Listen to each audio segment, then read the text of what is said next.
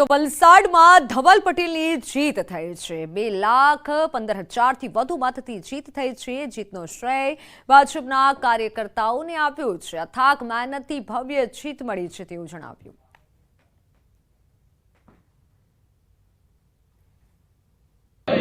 વલસાડ ડાંગ લોકસભા બેઠકની ચૂંટણીનું પરિણામ જાહેર થઈ ગયું છે। ભાજપના ઉમેદવાર ધવલભાઈ પટેલનો 2,15,000થી વધુ મતોની લીડથી વિજય થયો છે। ધવલ પટેલ અત્યારે આપણી સાથે છે, એમની સાથે સીધી વાત। ધવલભાઈ, શું કહેશો? જીતનો કઈ રીતના સ્વીકારો છો અને શ્રેય કોને છે? આ શ્રેય અમારી જીતનો કોઈને જાય છે તો અમારા ભારતીય જનતા પાર્ટીના કર્મઠ કાર્યકર્તાઓને જાય છે, અમારી ચૂંટાયેલી પાકને જાય છે, અમારા ધારાસભ્યોને જાય છે અને ખાસ કરીને અમારા વલસાડ લોકસભા અંતર્ગત આવતા દરેક મતદાર ભાઈઓ બહેનોને જાય છે, જેમણે પૂરા 2 મહિના અથાગ પ્રયાસ કર્યા છે, મહેનત કરી છે। એના થકી અમે આટલી ભવ્ય જીત મેળવી છે। વલસાડમાં ત્રીજી વખત છે, લોકોએ વિશ્વાસ મૂકેલો છે, અપેક્ષા પણ વધી છે। શું સપના છે અને આ વખતે આ વિસ્તારના વિકાસ માટે શું કરશો? અમે અમારા કેમ્પેનમાં જેટલા પણ વાયદાઓ વલસાડના માટે કર્યા છે અને મોદી સાહેબ જે વિકસિત ભારતનું સંકલ્પ લઈને ચાલ્યા છે એ રીતે જ અમે વિકસિત વલસાડ પણ બનાવવાના છે અને દરેક ક્ષેત્રનું એમની ભૌગોલિક પરિસ્થિતિ પ્રમાણે એનો વિકાસ કરવાનું કામ અમે આવનારા દિવસોમાં કરવાના છે। વલસાડ જિલ્લા ભાજપ પ્રમુખ હેમંતભાઈ પણ આપણી સાથે છે, એમની સાથે પણ વાત કરીશું। હેમંતભાઈ, આ પરિણામો કઈ રીતના આવ્યા?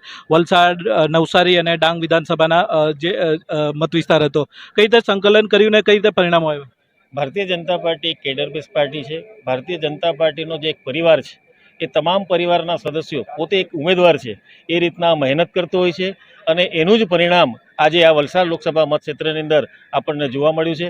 આ ભવ્ય જીત બદલ હું ભારતીય જનતા પાર્ટીના સૌ કાર્યકર્તાઓને આ જીતનો શ્રેય આપું છું।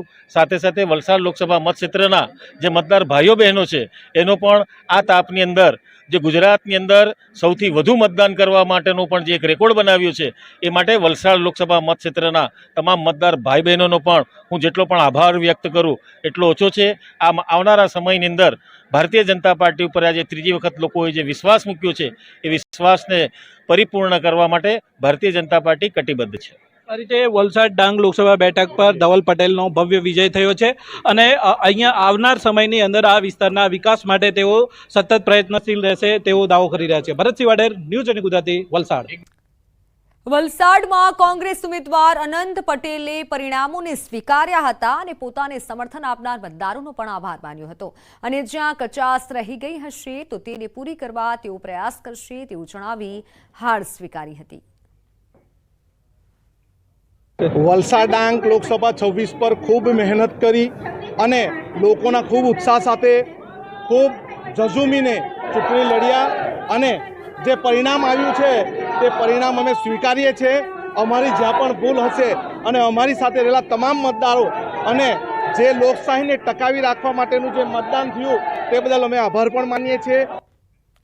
જીત બાદ દેવુસિંહ ચૌહાણનું નિવેદન સામે આવ્યું છે। 10 વર્ષમાં ગરીબ કલ્યાણના કામ થયા, આધુનિક ઇન્ફ્રાસ્ટ્રક્ચર બન્યું, કેન્દ્રની સેવાઓ જનતા સુધી પહોંચી તેનું આ પરિણામ છે।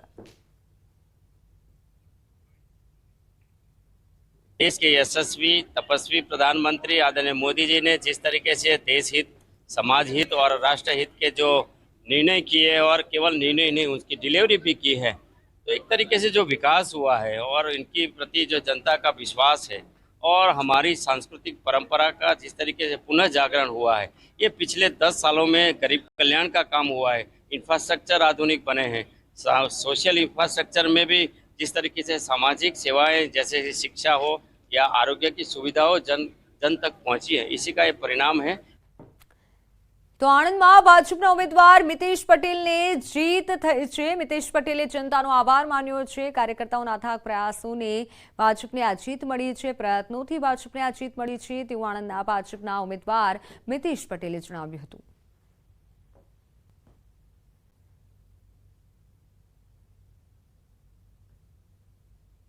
આણંદ લોકસભા બેઠકમાંથી 63,000થી પણ વધુની લીડ સાથે અત્યારે હાલ આગળ ચાલી રહ્યા છે મિતેશ પટેલ। સીધી પાસે તેમની વાત કરીશું। મિતેશભાઈ, જે રીતે કાર્યકર્તાઓની મહેનત અત્યારે રંગ લાવી છે, શું પ્રાથમિકતા રહેશે? 63,000થી વધુ લીડ છે, 11 રાઉન્ડ ખતમ થયા।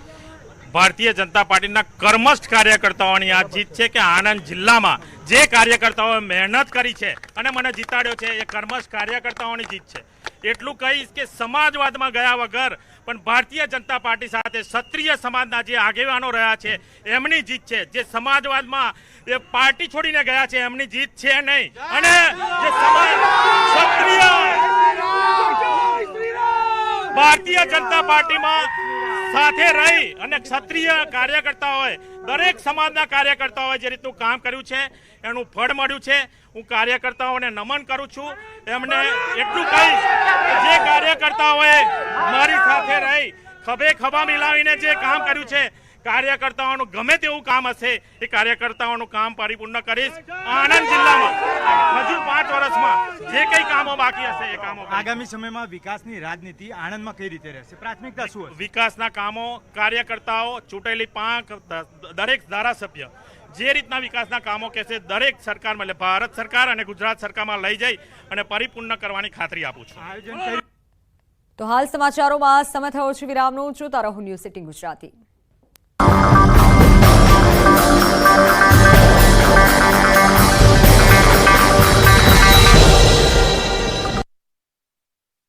सफल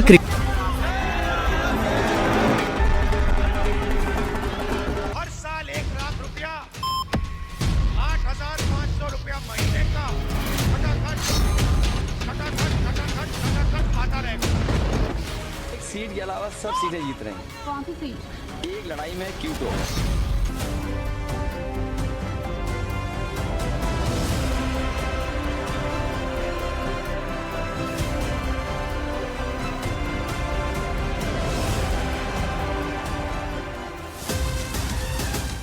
આ તરફ ઈવીએમ વોટનો નવો ઇતિહાસ લખી રહ્યા હતા. આ તરફ બે યુવાનોની જોડી નવો ઇતિહાસ લખી રહી હતી. ઇતિહાસ જેમાં બે યુવાનોના માથે 2017ની હારનું કલંક હતું, તે કલંક હવે ભૂંસાઈ ગયું. ભલે સત્તા મળે કે નહીં તેવા પરિણામ ન હોય, પણ યુપીમાં બે યુવાનોએ જે કમાલ કરી બતાવી તે ભવિષ્યમાં વિપક્ષ માટે નવી આશા જરૂર લાવી છે. 140 करोड़ की जनता इनको 140 सीटों के लिए तरसा देंगे. બે યુવા નેતા જે યુપીમાં ફરી ફરીને બંધારણ બચાવવાની અપીલ કરતા રહ્યા. એક મુલાયમ સિંહના રાજકીય વારસદાર જેને પોતાની છબી અને ધારદાર રણનીતિથી ભગવા વિસ્તાર પર બ્રેક લગાવી દીધી. બીજા જેમની સામે વારસો બચાવવાનો પડકાર હતો, જેને પણ જનતાનું દિલ જીતી લીધું, જેમના પર શહેજાદા હોવાનો કટાક્ષ કરવામાં આવતો હતો.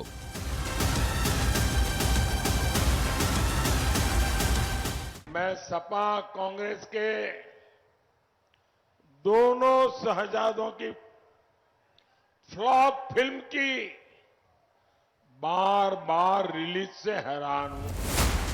જ્યારે તસવીરો મીડિયામાં આવી તો કહાનીઓ બનાવવામાં આવી કે અખિલેશના કાર્યકર્તા શિસ્તમાં નથી. રાજકીય પંડિતો ત્યારે પણ તે વાત ન સમજી શક્યા કે બેરિકેડ તોડતી આ ભીડ આ બે યુવાનો પાછળ કેટલી પાગલ છે. પરિણામ આવ્યા તો બેકાબુ ભીડની જેમ આ બંને નેતાઓ પર મતોનો વરસાદ જોવા મળ્યો.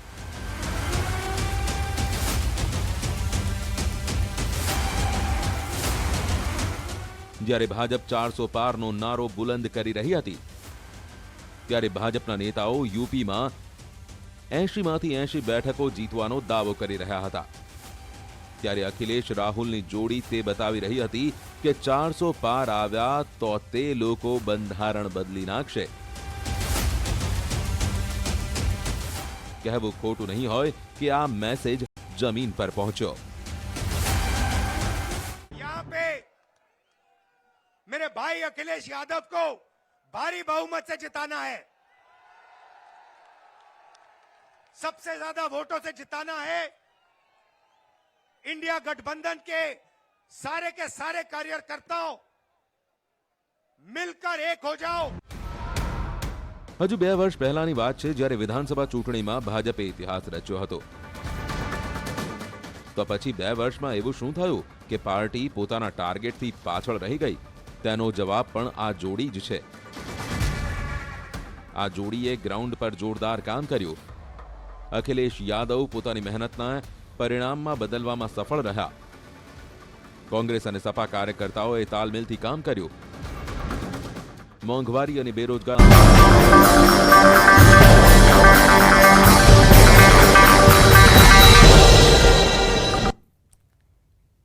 Welcome back. તો ગુજરાતના ચોમાસા અંગે સારા સમાચાર છે. ચોમાસું ગુજરાતથી માત્ર 540 કિલોમીટર દૂર છે. 2 દિવસમાં મહારાષ્ટ્રમાં એન્ટ્રી થઈ શકે છે. મુંબઈમાં ઘણા ભાગોમાં વરસાદ છે. દક્ષિણ ગુજરાતમાં થોડા દિવસમાં વરસાદની ચોમાસાની એન્ટ્રી થઈ શકે છે. હાલમાં દક્ષિણ ગુજરાતના વાતાવરણમાં પલટો આવ્યો છે.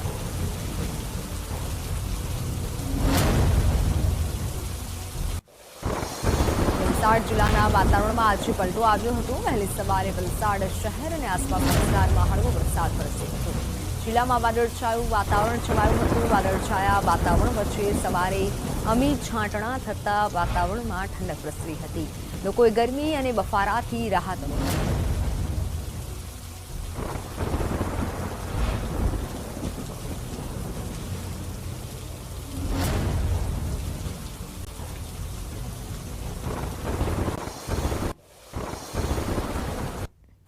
નવસારી જિલ્લાના વાતાવરણમાં અચાનક પલટો આવ્યો. નવસારી જિલ્લાની પૂર્વ પટ્ટીમાં પડ્યા વરસાદી ઝાપટા. ગણદેવી બિલીમોરા વિસ્તારના કેટલાક ગામોમાં વરસાદ વરસ્યો.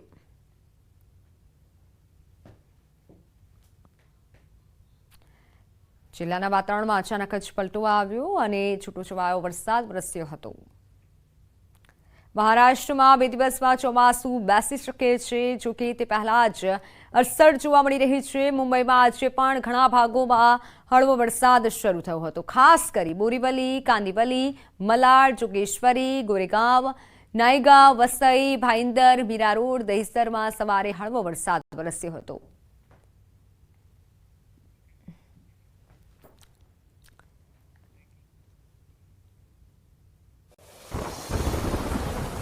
તો ગુજરાતમાં ફરી 8 અને 9 જૂને વરસાદ થઈ શકે છે.